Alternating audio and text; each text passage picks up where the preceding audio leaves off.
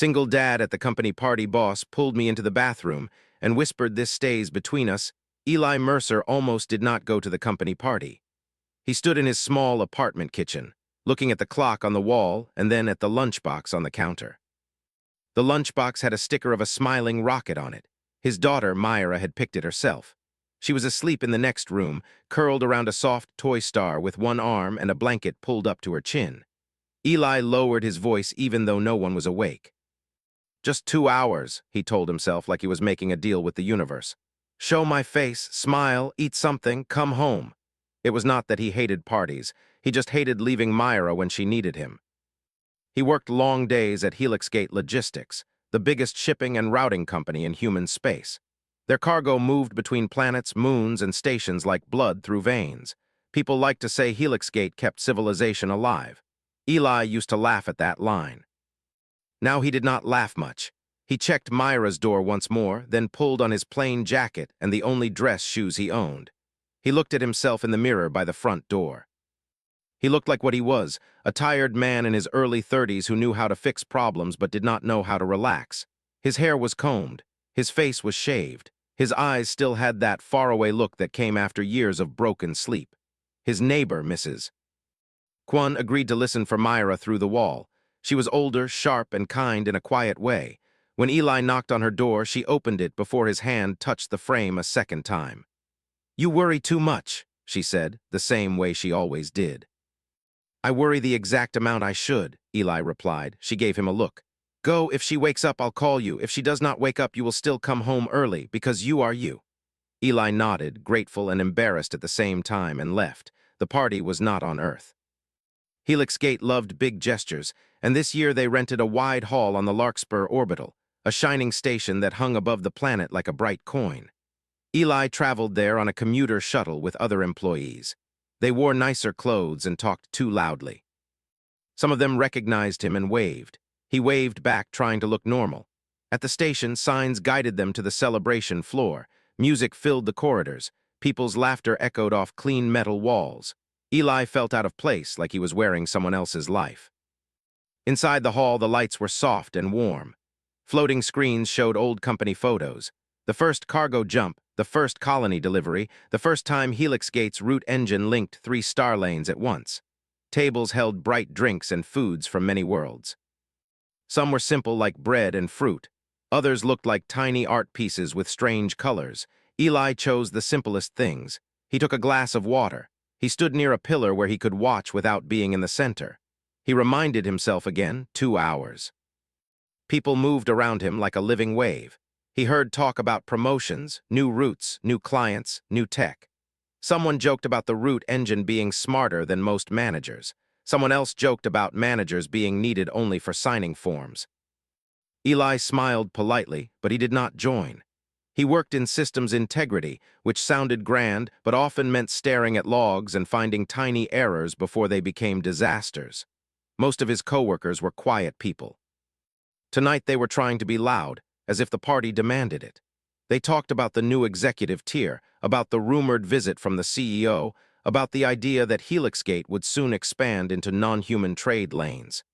Eli heard that last part and raised an eyebrow. Non-human trade lanes were not something people discussed casually. Officially, humans had limited contact with other species. The news showed a few meetings, a few treaties, and a lot of careful words. It felt distant, like a story happening far away where ordinary people did not live. A coworker named Jessa found him near the pillar. She was bright, sharp, and always looked like she had a plan. "You're hiding," she said. "I'm standing," Eli replied. "You're standing like you're hiding." He gave her a small smile. "I'm here, that's the important part." She tilted her head. "You're the only person I know who can show up and still look like he's apologizing for taking up oxygen." "I have a special talent," Jessa laughed. Then her voice softened. "How's Myra?" Eli's face changed. It always did when someone said his daughter's name. The tired look eased for a moment. "She's good. She made a model station out of cereal boxes." "Of course she did. She says it's a rescue station for lost ships." "It has a snack dock," Jess's expression warmed.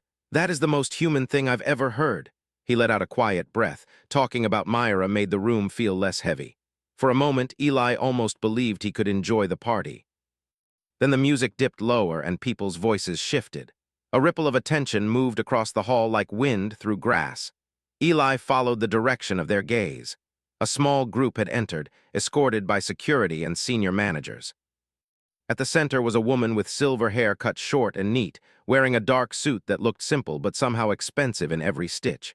She did not smile much, but when she did, it felt like she meant it. Her eyes scanned the room with calm focus. CEO Mara Vance. Eli had seen her on screens, speeches, interviews, company updates. In person, she looked smaller than the cameras made her seem, but her presence was bigger. People straightened without realizing. Conversations tightened into polite lines. Several managers hurried forward like eager birds. Jessa leaned closer to Eli. "I told you she'd come." Eli said nothing. He had never met Mara Vance. He did not expect to. People like her did not notice people like him, not unless he broke something important. Mara moved through the crowd, speaking to people with short, direct attention. She listened more than she talked. When she did talk, people nodded fast. Eli watched, curious despite himself. She looked like someone who carried weight without letting it bend her. Eli's phone buzzed. His heart jumped. He pulled it out quickly, expecting a message from Mrs. Kwon. It was nothing urgent, just a system notice from HelixGate's internal network. "Event access verified," he frowned. That notice usually appeared when a person scanned into a secure system, not when they walked into a party. He was still looking at the phone when he felt it again, a strange sense that something had changed around him. He looked up and realized Mara Vance was facing his direction. Not just facing, looking at him. Eli froze. He did not know what to do with that kind of attention. He tried to decide if he should look away or pretend he had not noticed, but her gaze held steady. Then she started walking toward him. Jessa noticed, too. Her mouth opened a little. "No way." Eli felt his throat tighten. His brain ran through quick, useless questions. Did he wear something wrong? Did he accidentally access a restricted file? Did his team's last report have an error? Mara reached him. The noise of the party seemed to fade, as if the air itself wanted to listen. "Eli Mercer," she said. He blinked. "Yes, that's me." "I need a word," Mara said, and it was not a request. Jessa stared. Eli glanced at her, helpless. She gave him a tiny shove with her elbow as if to say, "Go." Eli nodded and followed the CEO through the crowd. People turned to watch. Some tried to act casual, but their eyes tracked every step. Eli could almost feel their questions pressing on his back. Mara did not lead him to a meeting room or a manager's corner. She walked past the bar, past the stage, past the bright displays, and into a quieter corridor lined with doors. A sign showed symbols for restrooms and private lounges. Eli's mind kept trying to fit this into a normal shape. It would have made sense if she pulled him into an office. But she did not. She stopped near the restroom entrance where the music was only a distant hum. "This way," she said. Eli hesitated. His thoughts flashed to gossip, to misunderstanding, to how bad it would look for the CEO to pull an employee away like this. But her expression did not carry anything strange. It was serious, focused, almost urgent. He followed. Inside, the restroom area was clean and quiet, with soft lighting and a faint smell of soap. There was nobody else. Mara walked past the sinks to a small service alcove, the kind that staff used for storage. The door slid shut behind them with a gentle click.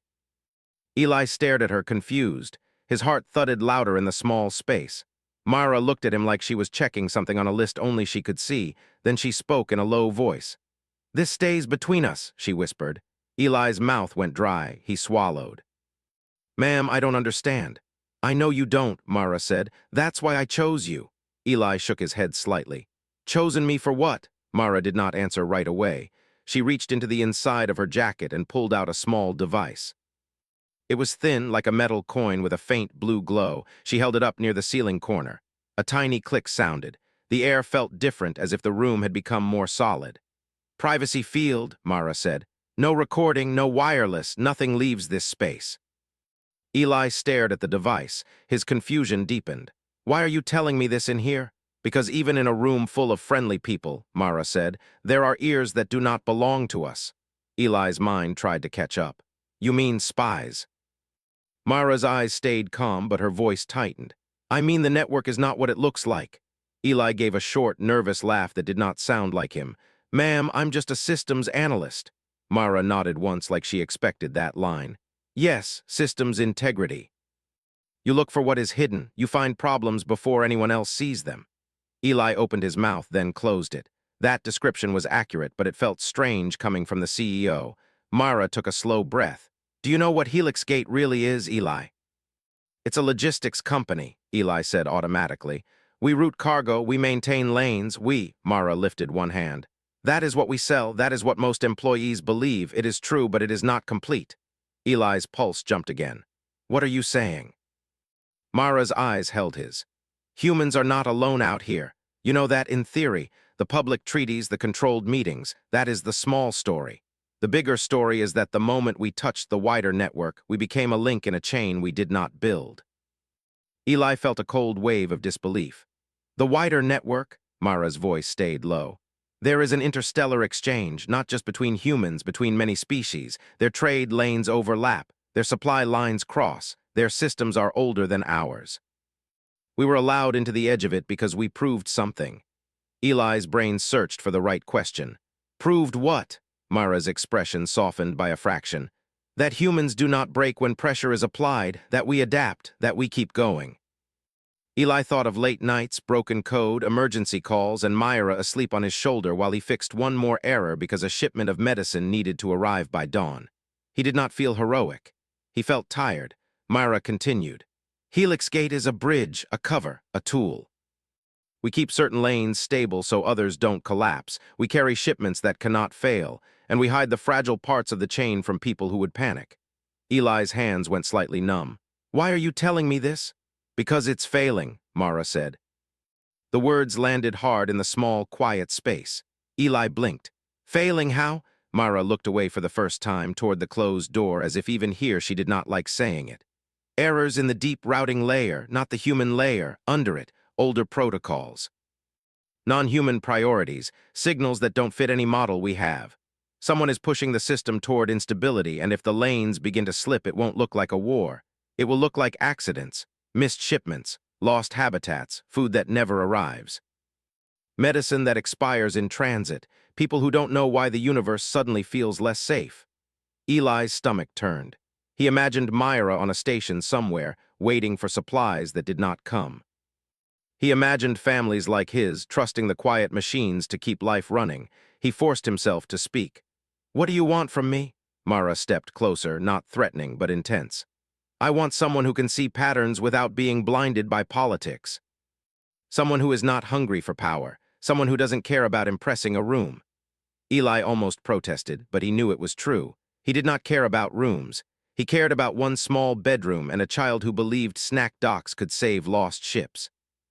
Mara said, I read your case file. My case file? Your work history, Mara corrected. The incident 6 months ago, when the Triton vaccine shipment got rerouted into a dead lane and you caught it 15 minutes before jump. Eli remembered. He had been half asleep when the anomaly flagged. He had felt the shape of the error more than he saw it. If the shipment had vanished, people would have died, not from violence, but from delay. He had fixed it and gone back to his desk like it was just another day. It was nothing, Eli said. It was not nothing, Mara replied. It was you noticing what others missed. Eli's throat tightened. I just did my job. Yes, Mara said softly, and that is why you are safe to trust. Eli stared at her, trying to understand the size of this. The CEO of the most powerful logistics company in human space had pulled him into a hidden alcove in a restroom, turned on a privacy field, and was telling him that the galaxy's supply chain was breaking underneath reality. He found his voice again, quieter than before. Why me and not a team, a task force, security? Mara's mouth pressed into a thin line, because the problem might be inside the people who would form those teams. Eli's skin prickled. You think someone at HelixGate is doing this? I think someone with access is helping, Mara said. Maybe knowingly, maybe not, and I think if I move openly, the one pushing the system will push harder. Eli took a slow breath. He tried to keep his thoughts steady. So you want me to investigate quietly? Mara nodded. I want you to look where you normally look, in logs no one reads, in mismatched timestamps, in small errors that explain bigger ones. Eli looked down for a moment, thinking of Myra, thinking of his promise to stay only 2 hours. I'm not trained for this. You're trained to care, Mara said, and her voice turned even lower, almost human in a way that surprised him. That is more rare than you think. Eli lifted his eyes. If I say yes, what happens? Mara studied him. You will receive an access package in the morning under a normal work order. It will look like routine. It will not mention me. You will work from home when possible. You will not tell anyone, not even your closest coworker. Not because you can't trust them as people, but because secrets spread without meaning too. Eli's mind flashed to Jessa's curious face to the watching crowd. They already saw you take me, Mara nodded. They saw a CEO pull an employee aside. People will assume it's about promotion or a mistake or some strange executive thing. Let them assume. Eli's hands curled slightly. And if I find something? Mara's eyes sharpened. You bring it to me, only me. Eli hesitated. Then he said the thing that mattered most. My daughter comes first. Mara's expression did not change, but something in her eyes softened like respect. Good, she said. That is the point. Eli did not fully understand what she meant, but he felt the weight of it. The galaxy's stability, hidden under a company party's lights, was connected to the simple truth that he needed Myra to wake up to a world where food arrived, medicine arrived, and people could plan for tomorrow. He swallowed. Okay, he said. I'll do it. Myra nodded once like a door clicking into place. She reached out and placed a small data chip in his hand. It was warm from her fingers. Don't plug it in tonight, she said. Put it somewhere safe. Go back to the party, smile, leave when you said you would, be normal. Eli looked at the chip. What is this? A key, Mara said, and a test. If you can hold a secret while everyone tries to pull it out of you with jokes and guesses, you can hold a bigger one. Eli's mouth pulled into a faint, tired smile. You chose the wrong guy if you wanted someone social. Myra surprised him by smiling fully for a brief moment. No, she said, I chose the right one. She reached up and tapped the privacy device again. The air seemed to loosen. The room felt less heavy. Remember, Myra said, turning toward the door. This stays between us. Eli nodded. His heart still raced, but something else was there now too, a sense of purpose that did not feel like ego. It felt like responsibility. Myra opened the door and stepped out first, becoming the CEO again in one smooth movement. Eli followed a few steps behind, adjusting his face into something neutral. As they walked back toward the lights and music, Eli could already feel the party watching. He could almost hear the stories forming. He knew Jessa would corner him. He knew people would speculate. He touched the chip in his pocket, feeling its shape like a quiet promise. Tonight, he was still just a single dad who wanted to go home early. But somewhere under the party's bright screens and cheerful noise, the real work had already begun. Eli Mercer did not sleep much that night. He lay in bed with the lights off, listening to the soft hum of the city outside and the even breathing of Myra in the next room. The data chip sat inside the drawer of his bedside table, wrapped in a clean cloth like something fragile and alive. Every few minutes his mind reached for it, like a hand touching a bruise just to feel if it still hurt. He kept seeing Mara Vance's face in his thoughts. The way she had said the system was failing, the way she had looked at him like he was part of a solution instead of just another employee. When morning came, Eli moved slowly. He made breakfast, packed Myra's lunch, and walked her to school like always. She talked about her cereal box station and how she wanted to add a quiet room for tired captains. Eli smiled and told her that was a good idea. He wondered if she would still say things like that when she grew older. After he returned home, his work console lit up with the normal startup messages. Email notifications rolled in. Routine system alerts followed. Everything looked ordinary. Then a new task appeared in his queue. The title was simple: Deep Layer Root Review Maintenance Support. No sender name, no explanation, just a time stamp and a set of access permissions that were far wider than anything he had ever been given before. Eli leaned back in his chair and stared at it. His heart beat a little faster, but he kept his face calm, even though no one was watching. He opened the drawer, took out the data chip, and plugged it into the console. The screen flickered. A new window opened, dark and clean, with a single line of text. Welcome, Eli Mercer. He felt a strange mix of pride and fear. The system knew his name. This was not a normal work tool. Another line appeared. Look for what doesn't belong. Eli took a slow breath and began. The deep routing layer was not something most analysts ever touched. It was buried under layers of human-designed systems. The deep layer handled connections between networks that did not follow human logic. It used symbols, timing patterns, and data structures that were closer to languages than to code. Eli had studied it once years ago out of curiosity. Most people avoided it because it felt like trying to read a book written in 3 directions at once. Now he had access. At first, everything looked stable. Traffic flowed. Signals matched expected patterns. If someone were trying to break the system, they were doing it quietly. Eli did what he always did. He did not look for big problems. He looked for small ones.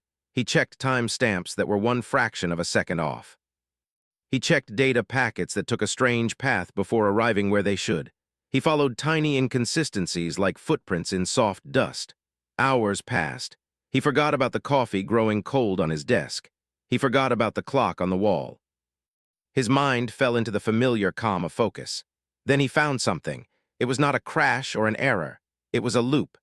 A set of trade signals between 3 non-human networks kept circling through an old protocol, even though newer routes were available. The loop was harmless by itself, but it pulled energy and attention away from the main flow like a slow leak. Eli frowned. He traced the origin. The loop did not start in the deep layer. It started in the human layer. Someone had written a translation patch that nudged the system toward that old path. It was subtle. It looked like a compatibility fix, the kind people made all the time to keep old and new systems talking to each other. But the effect was not random. It was careful. Eli's chest tightened. This was not an accident. He copied the data into a private file and marked the location. He did not send it. He remembered Mara's words, "Only me." His console chimed. A call request appeared from Jessa. Eli stared at it for a second, then accepted. Her face filled the screen, bright and curious. "You vanished after the party," she said. "People were taking bets on what the CEO said to you." Eli forced a small smile. "I wish it was something exciting. She just asked about my last report. You know how it is." Executives like to act mysterious. Jessa squinted. "You're a bad liar." "I'm a tired one," she laughed. "Fair, hey, we're getting lunch later. You should come. Everyone wants to hear your secret meeting story." Eli shook his head. "I can't. I'm on a maintenance review." "Deep layer stuff." Her eyebrows rose. "That's not normal for you." "Nothing about today feels normal," Eli said, and it was more honest than she knew. Jessa studied him for a moment, then she nodded. "Okay, another time." The call ended.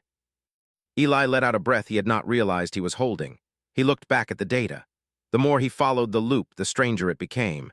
It touched several human-made systems, always in small ways. A patch here, a delay there. None of it would raise alarms on its own. Together, it formed a pattern. Someone was slowly guiding traffic away from the strongest parts of the network and toward weaker ones. Eli sent a secure message through the special window. "I found something, not a break, a guide." The reply came faster than he expected. "Show me." He transferred the file. A few minutes passed, then another message appeared. "This is good work, keep going, do not change anything." Eli's stomach turned at that. It felt wrong to leave a problem unfixed, but he understood.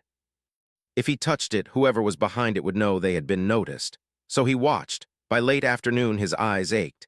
He leaned back and rubbed them. The apartment was quiet. Myra would be home soon. The thought grounded him. Then something new happened. A signal appeared in the deep layer that did not match any known network.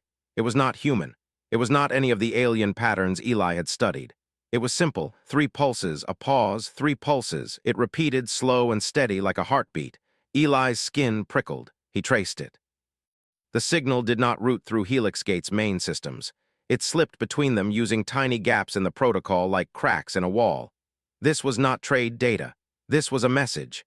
Eli did not know what it said, but he knew one thing: it was not meant for him. He sent another message to Myra. "There's a signal, not part of the network. It's moving through the gaps." This time the reply took longer. When it came, it was short. "I was afraid of that." Eli's fingers hovered over the keys. "Afraid of what?" A pause. "Then that someone else knows how to use our bridge." Eli leaned back, heart pounding. He looked around his small living room, at the couch with Myra's blanket folded on it, at the window showing the pale blue sky. It felt impossible that something so big and strange was touching his quiet space through a thin screen. "What do I do?" he typed. "Follow it," Myra replied, "but don't answer it." Eli nodded to himself, even though she could not see. He set the system to trace mode and watched as the signal moved. It did not go to a single place. It brushed against several nodes, like a hand testing doors. One of the nodes belonged to a non-human trade group known for slow, careful negotiation. They were peaceful, patient, and deeply connected to their supply chains. If their roots failed, entire habitats could go dark. Eli felt a knot form in his stomach. The signal lingered there longer. Then it faded. Eli sat still for a long time after it vanished. The room felt too quiet. He imagined the signal like a shadow passing over distant stars. His door chimed. He jumped, then laughed at himself when he saw it was just Myra back from school pressing the entry pad. He opened the door and was met by a rush of words about a class project and a friend's new pet. Myra dropped her bag and ran to the kitchen for a snack. The normal world crashed back in around him. He watched her for a moment, small and real and loud, and felt something settle inside his chest. This was why he was doing this. Not for companies or networks or secret messages, but for moments like this to keep happening. That night after Myra went to bed, Eli checked the system one more time. The loop was still there. The weak roots were still being gently favored. The gaps in the network still existed. And now he knew something else was watching too. A new message waited for him. Tomorrow you will be invited to observe a trade session. Officially, it's a training opportunity. Unofficially, I want you to listen. Eli read it twice. Listen to what? He typed. Everything, Myra replied. What they say, what they don't say. How they react to small changes. The system is not just code, it's people and others. Someone is trying to teach them to be afraid of us. Eli leaned back and stared at the ceiling. The idea felt heavy and strange. He typed, I don't know anything about diplomacy. Myra's reply came with a hint of something that almost felt like a smile. Neither do they. That's why you're perfect. The next day, Eli found himself in a virtual chamber designed to look like a wide, open hall under a soft, glowing sky. Around him appeared shapes that represented different species. Some looked like tall shadows filled with light. Some looked like floating patterns. A few used human-like forms, probably for comfort. Eli stood at the edge, quiet, invisible in the background.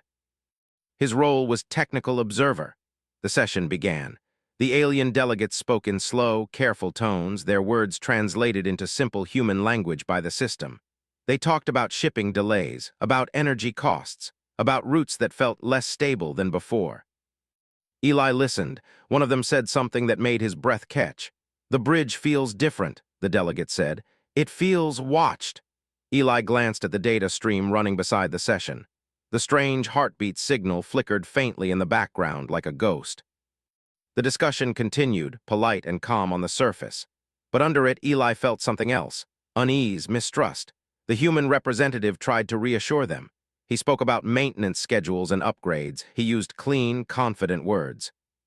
But Eli noticed how the alien forms dimmed slightly at certain phrases, how their patterns shifted when the word control was used instead of support.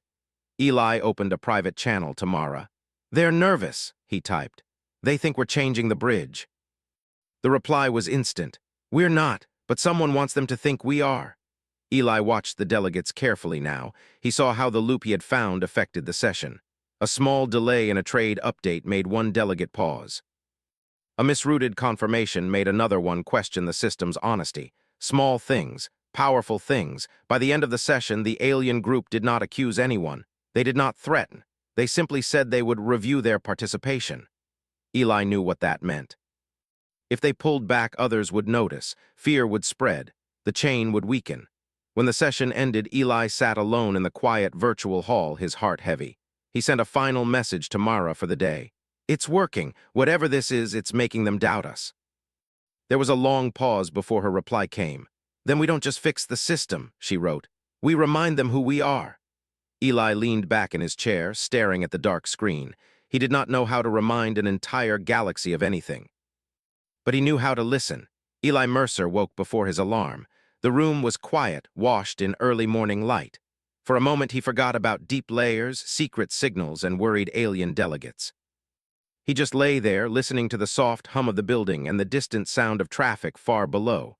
Then his mind caught up. He sat up slowly and rubbed his face.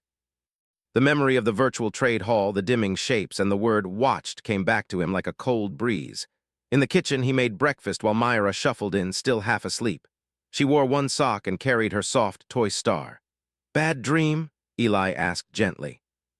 She nodded. The snack dock ran out of snacks. Eli smiled. That's the worst kind of emergency. He poured cereal into her bowl and added fruit.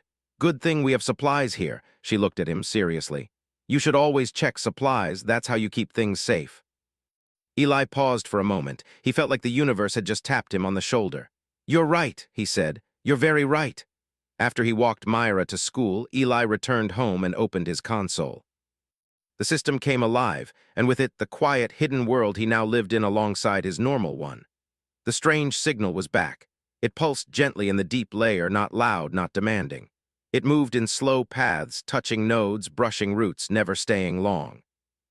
Eli watched it like someone watching a shadow move across a wall. He did not follow it with code this time. He followed it with attention. He noticed something new. The signal always appeared before a small system change, a delay, a reroute, a translation patch. It was not causing the changes, it was predicting them. Eli's fingers hovered over the keys, his heart beat faster. He sent a message to Mara. The signal isn't pushing the system, it's watching us push it. It shows up before changes happen. The reply came a minute later. Then someone is very close to our maintenance work. Eli leaned back, staring at the screen. Inside Helix Gate. Yes, Mara replied. The idea made his stomach sink. He had spent years working alongside people who cared about routes, deliveries, and quiet success. The thought that one of them, or several of them, might be helping an outside force made the world feel less solid. What do we do? He typed. Myra took longer to answer this time. We don't hunt, she finally wrote. We invite. Eli frowned. Invite who?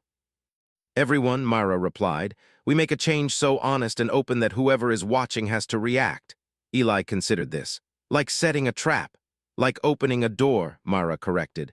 Eli did not fully understand, but he trusted her. Later that day, a company-wide notice went out. Helix Gate announced a new program called Shared Bridges. It was described as a cultural and technical exchange between humans and their non-human trade partners. Engineers, analysts, and delegates would work together in open sessions to explain how the network worked, why certain choices were made, and what each side needed to feel safe. Jessa called him as soon as the message hit internal chat. Have you seen this? She asked, excitement in her voice. This is huge. They're actually letting aliens look under the hood. Eli kept his tone casual. Sounds risky. Sounds brave, Jessa said. They're asking for volunteers. You should join. Eli hesitated. I'm not exactly a people person, she laughed. You're better than you think. Besides, you already have deep layer access. You're perfect for this. Eli felt a strange mix of nerves and relief. The invitation had come, just like Mara said. I'll think about it, he told her. When the call ended, a private message appeared on his screen. I see you were invited, Mara wrote. Eli almost smiled. I think you planned that, he typed. Yes, she replied, and now we watch who else steps forward.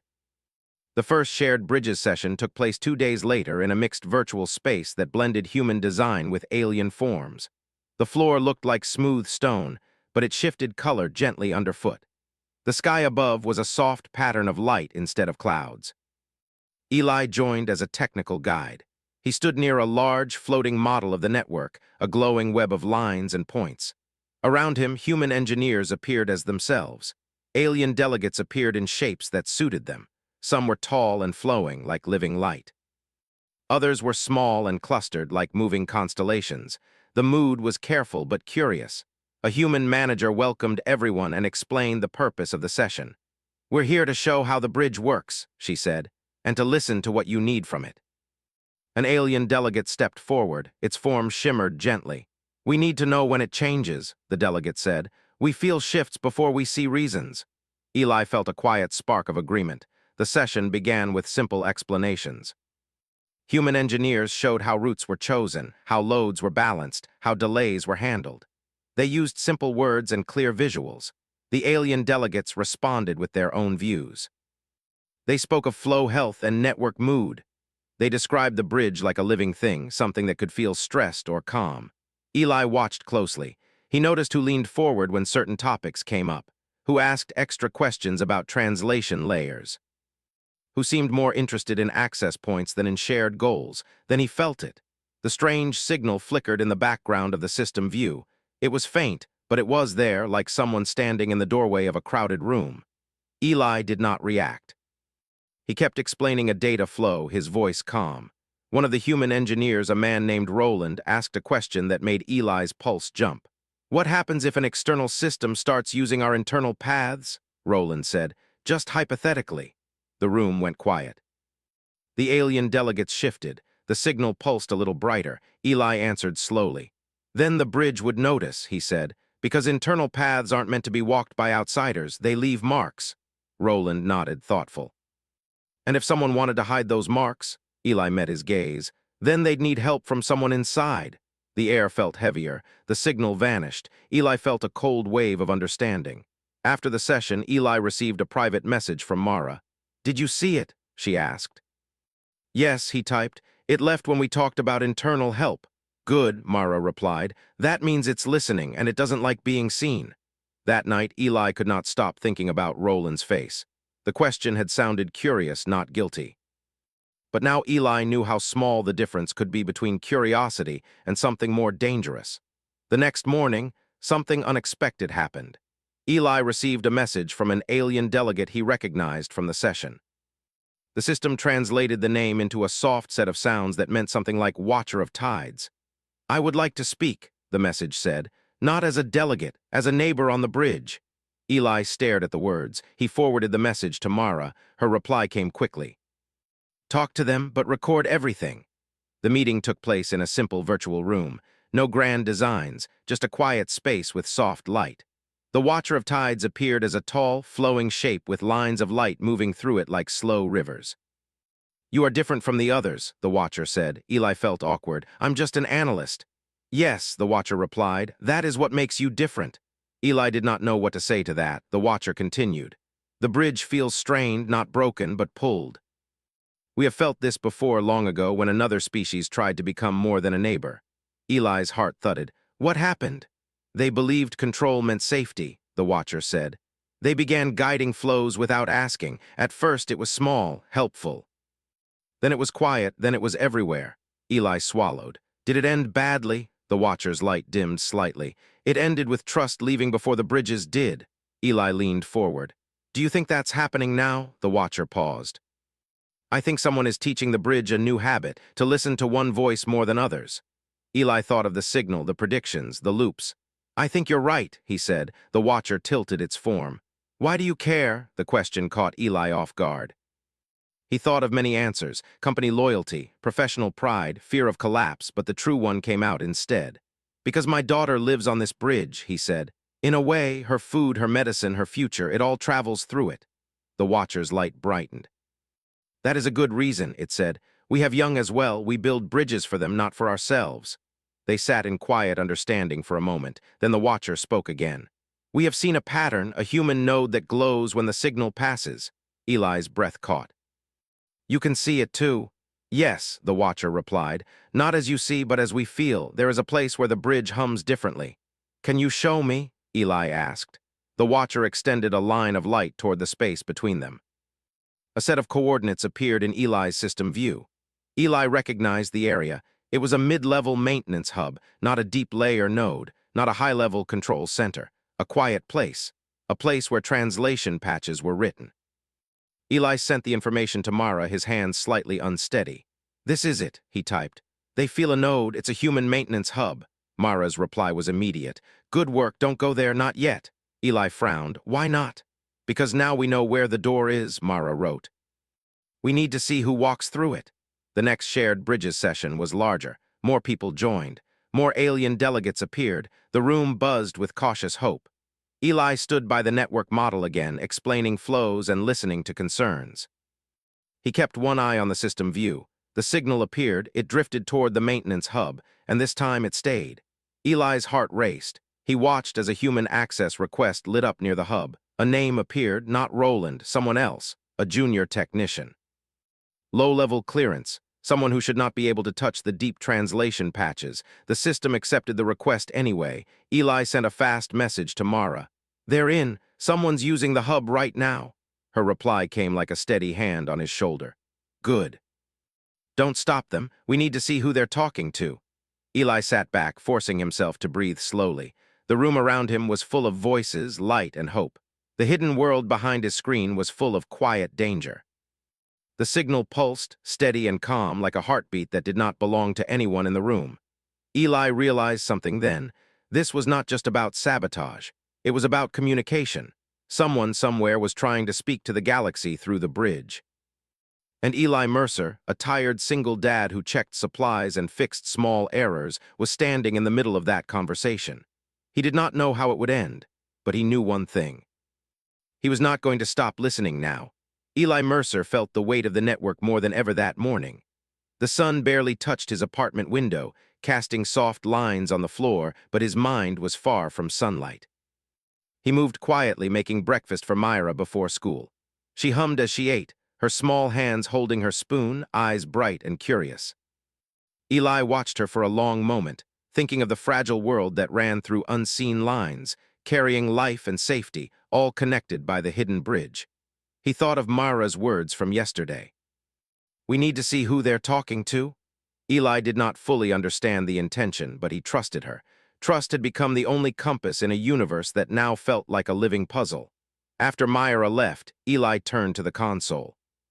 The deep layer awaited him, glowing with quiet pulses. He remembered the Watcher of Tides, message, and the coordinates of the maintenance hub. He had sent the information to Myra, and her reply was always calm, like the tide she reminded him of. "Observe, don't intervene yet." He began tracing the flow from the hub again, noting the paths, the small divergences, the tiny delays that added up to shifts in energy, perception, and confidence. The human technician who had accessed the hub yesterday was still active, moving carefully through the system. Eli watched, taking notes, marking patterns. It was slow work, precise, almost meditative, like charting the course of invisible currents. Hours passed. The system hummed beneath his fingers. Then he noticed something odd. The technician's actions did not match patterns of simple exploration. The patches and minor reroutes were deliberate, but not harmful. They adjusted flow subtly, smoothing some areas while nudging others. Eli realized the activity was teaching the system. The bridge was being trained to respond to small signals, to predict behavior and adapt quietly. He sent Myra a message. "The bridge is learning, slowly, carefully, not sabotage, guidance." Her reply came almost instantly. "Then we must prepare to respond." Observation alone will not suffice. Eli leaned back, running a hand through his hair. He felt a tightness in his chest. This was bigger than any single error or oversight. This was a lesson in communication, in subtle influence. Someone or something was reaching through the human nodes to teach the network a new way of thinking. He began thinking about the shared bridges sessions. The human engineers had been transparent, the aliens cautious but curious. Every question, every concern, every hesitation carried weight. The system reflected not only technical reality, but human and alien perceptions, fears, and expectations. Eli realized that this was where the real challenge lay, navigating the minds and hearts behind the machines. He adjusted the model on his screen, tracing the paths from the hub to the alien nodes, observing how tiny changes in routing affected confidence levels. He noted how the Watcher of Tides signals aligned with these movements. Patterns emerged, patterns that suggested not confusion or malice but a test. A delicate push and pull to see how the bridge would react, how humans and aliens would respond. By midday, Eli felt his mind stretched thin. He leaned back, closing his eyes for a moment. Myra's face appeared in his thoughts, her small determination, her love of small stations and snack docks. The thought of her grounded him. He realized that despite the complexity and scale of the network, his purpose remained simple: ensure that the bridge carried life, safety, and trust. A new message appeared on the console, direct from Myra. "Prepare to attend a high-level session. Observation only. Listen closely. The bridge will show its true response today." Eli took a deep breath and nodded, though no one could see him. He accessed the virtual space designated for the session. The room was larger than before, with more alien delegates and more human engineers. The floating model of the network shimmered under a soft, diffuse light, lines and nodes moving gently as if breathing. The session began with formal introductions. Eli stayed near the edges, careful not to draw attention. The alien spoke first, describing recent observations, minor inconsistencies, unexpected patterns, the quiet influence of something within the human nodes. Eli listened closely, recording every detail. The human engineers responded with explanations, technical clarifications, and assurances. They showed that the system was stable, that errors were caught and corrected, that the bridge remained reliable. Then a question came from the Watcher of Tides. How does the bridge respond when internal nodes are guided without awareness? Eli's pulse quickened.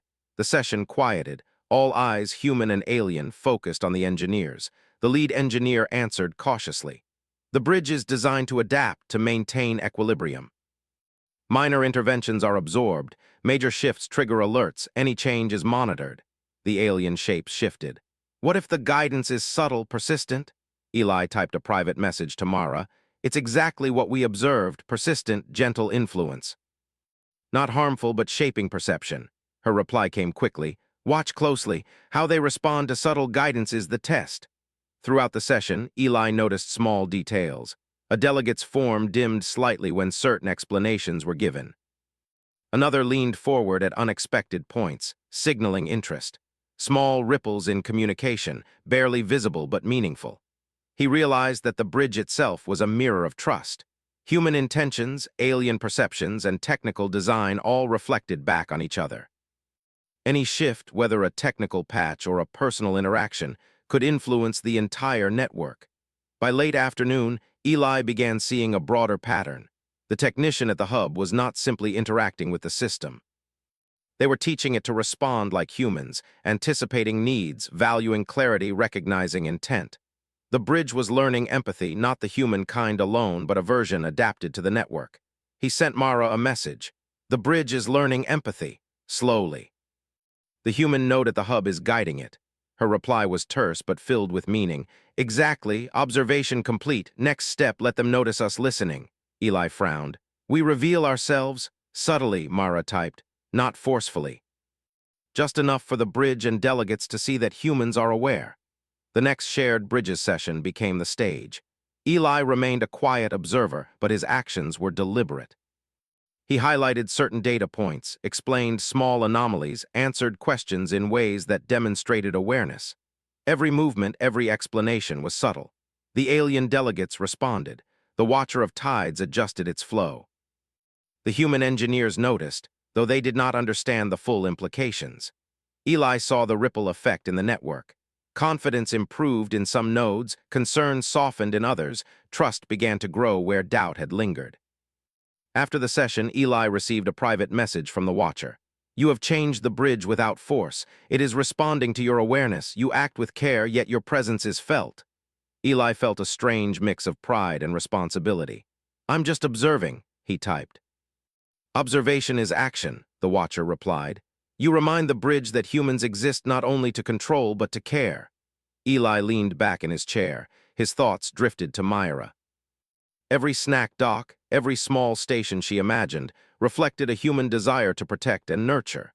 That same instinct now guided him in this vast, unseen network. Throughout the day, he continued monitoring the hub. The technician remained active, making minor adjustments, nudging the bridge toward responsiveness without causing alarm. Every path, every reroute, every subtle signal contributed to a growing awareness within the network. Eli sent one final message to Myra for the day. The bridge is learning, responding, adapting, not just the system but the people too. Her reply came after a long pause. Good. Humanity's mark is subtle, persistent, and clear. That is why we chose you. Eli stared at the screen. He realized that he was not just an observer or a guide. He was a mirror, reflecting human intention, care, and empathy into the network. Every pulse of the system, every small adjustment, carried a message. Humans were capable of trust, of careful thought, and of connection. As evening fell, Eli closed the session. The room felt lighter, quieter. He prepared dinner for Myra and listened to her stories, small and real, grounding him in the simple joys of life. Before bed, he checked the console one last time. The technician at the hub had ended their activity for the day. The strange signal lingered faintly in the deep layer, as if resting after a long journey. Eli typed a note to himself. Trust is the bridge. Observation is the path. Care is the tool. He realized that the session had done more than stabilize the network. It had begun to teach both humans and aliens a new way to communicate. Not through control, not through fear, but through understanding. As Myra drifted to sleep, Eli watched her rise and fall with steady breaths. The bridge, invisible yet real, continued to hum in the background. Somewhere far away, the Watcher of Tides observed, and the hidden technician continued their quiet work. Eli Mercer, a single dad who once only fixed broken lines and late shipments, understood something profound. Humanity's power lay not in force or fear, but in attention, empathy, and careful persistence. And for the first time, he felt certain that the galaxy might notice. Not with alarm, not with awe alone, but with respect for a small species that cared enough to listen. Eli sat back, closing his eyes for a moment. The weight of responsibility had not lessened, it had grown. But now it carried a spark of hope, subtle and steady, like a heartbeat in the quiet dark of space. Tomorrow the bridge would teach them more, and Eli Mercer would be there, listening, guiding, and reminding the galaxy what it meant to care. Eli Mercer woke to a quiet apartment, the early sunlight spilling across the floor. Myra was still asleep, her soft breathing a steady rhythm that reminded him why he had chosen this path. The data chip lay on his desk, glowing faintly in the morning light like a quiet promise. He felt the weight of what he had learned over the past days settle around him. The bridge, the network, the unseen currents connecting humans and alien civilizations. It was no longer just abstract lines in code. It had become something alive, something he was part of. He made breakfast for Myra, keeping movements slow and careful. She greeted him with a smile, talking about her cereal box station and the new observatory deck she had imagined overnight. Eli listened, the simplicity of her world grounding him amidst the vast complexity of his own. He kissed her forehead and reminded her to get ready for school. Once she left, Eli returned to the console. The system hummed gently, as if sensing his presence. Today was not another ordinary observation. Mara had instructed him that the final stage of the Shared Bridges program would begin, the point at which humans and aliens would see each other as partners, not simply neighbors or clients. Eli felt a mix of anticipation and nervousness. This was the moment where trust would be measured, where subtle guidance would become dialogue.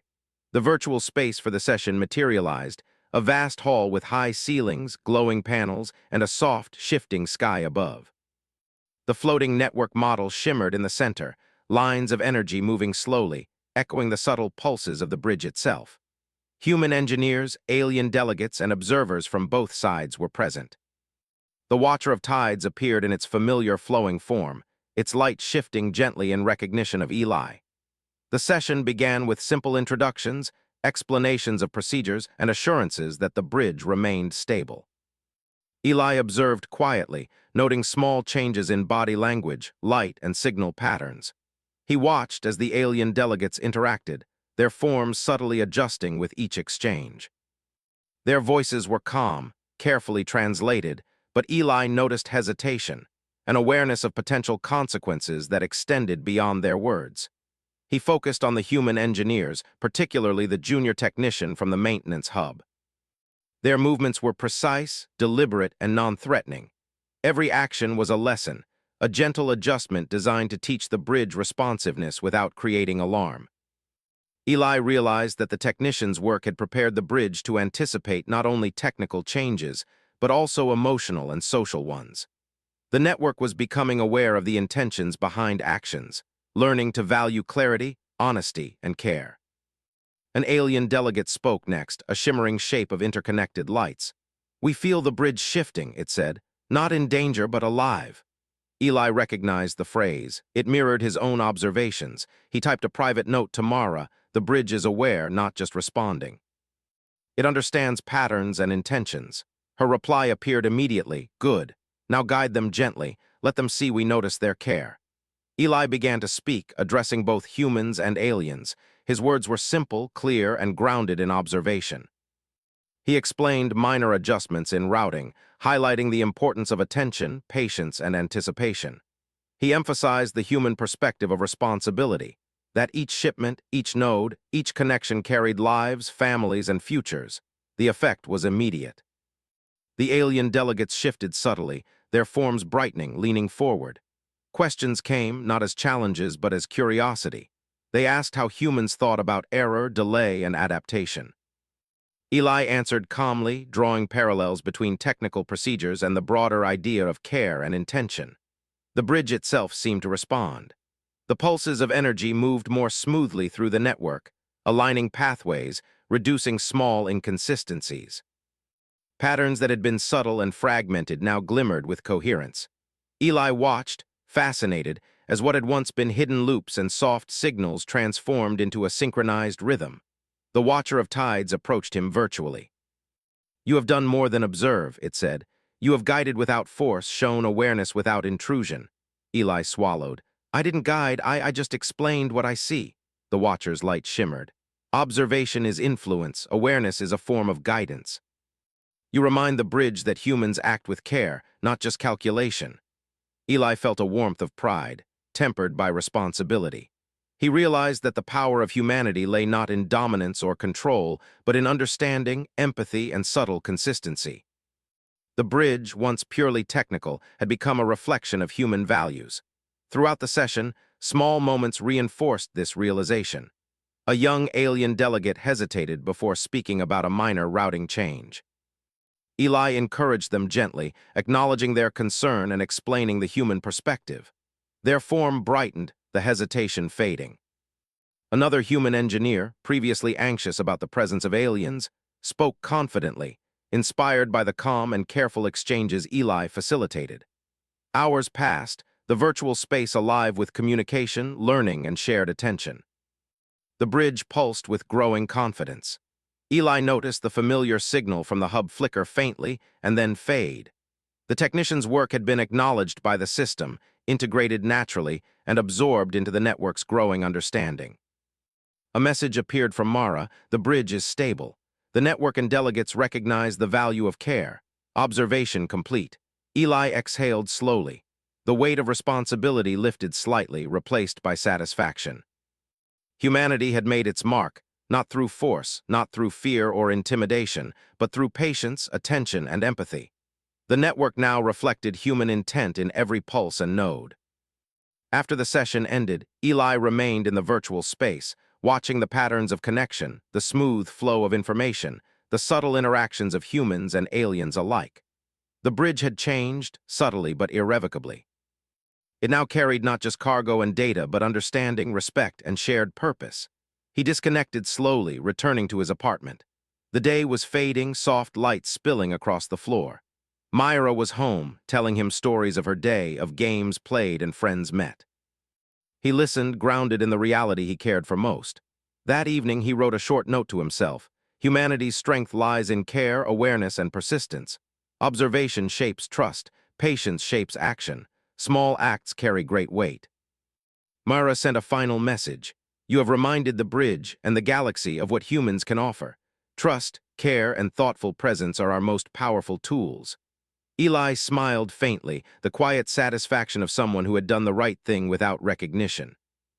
He looked at Myra, asleep in her bed, and felt a profound connection, not only to her but to the unseen network of life, trade, and trust he had helped shape.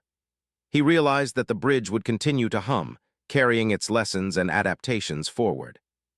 Humans would be recognized not for force, not for power, but for their ability to care, to observe, and to guide subtly.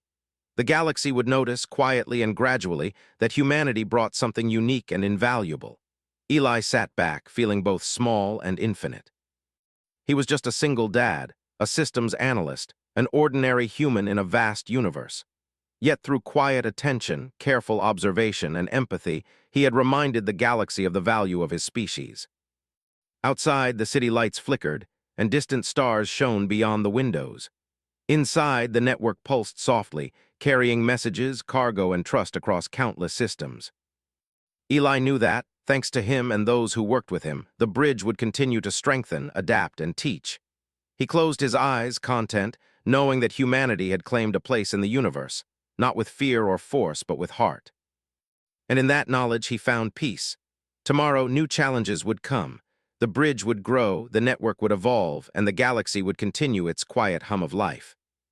Eli Mercer would be there, listening, observing, guiding subtly, and reminding the universe that humans, small and fragile as they might seem, could shape stars with care and wisdom.